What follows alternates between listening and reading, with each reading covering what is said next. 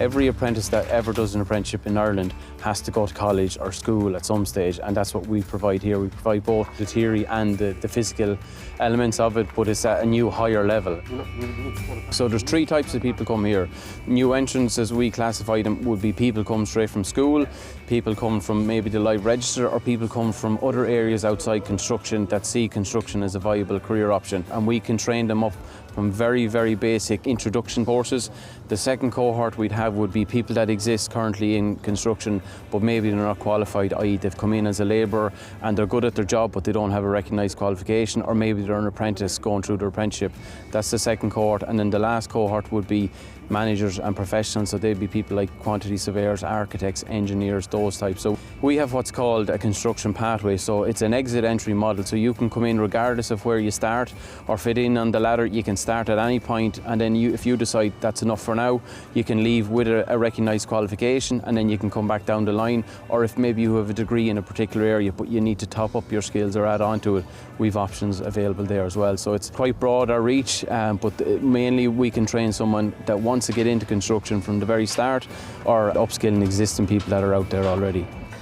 Everything we do has an emphasis on practical application, and that's what we excel in here. So the theoretical knowledge is trained in the classroom or online, depending on the course, but we need to see you using your hands, because that's what the industry needs. They need the practical skill set that is lacking. We got 9 lads from various scaffolding companies all over Ireland, and what happens with them is their employers take them on, they're fully employed, and they've offered him the apprenticeship scheme and said, look, we're going to have a look at you. If you're good to go and you want to go, we're going to back you in this, and we're going to support you for the 2 years of your training, and hopefully can make a better scaffolder at the end of it. Some of these lads will have experience with scaffolders that could have been there a while. Some of them could be just new into the trade, and it's the way it happens in scaffolding. They've probably done other jobs, and somebody was looking for a fella, and when they went in it, they says, oh, I like this. It's a fair career here now, and I can make a few pounds. We worked the last 7 years doing scaffolding, so I just wanted to make the next step in scaffolding. So I thought this course was the best course for me at the minute. It's 2 years, and then you come like a month, 3 times a year, do you get me? So, and then I'm back on the site then. So in January, I'm back on site, and in May, I'm back here for another month, and then November again, and then 3 times the following year. Same thing, back on the site, and then here. I already have my basic ticket. I'm already a scaffolder, as you'd say. And there's just, with this ticket, there's just a hell of a lot more opportunities out there.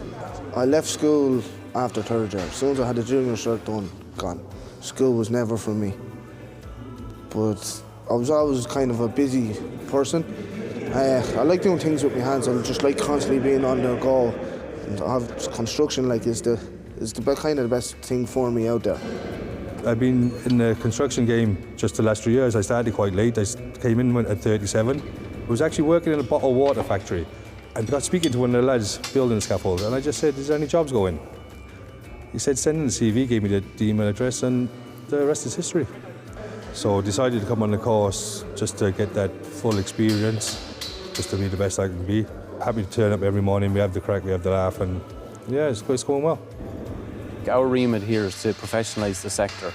It's to improve health and safety, and it's to recognise crafts where possible, because there are lots of people in construction that are extremely skilled at their job, but they have no piece of paper, they have no ticket, they have nothing to say, I'm qualified at this, or this is my expertise, and that's what we're trying to do to professionalise the sector.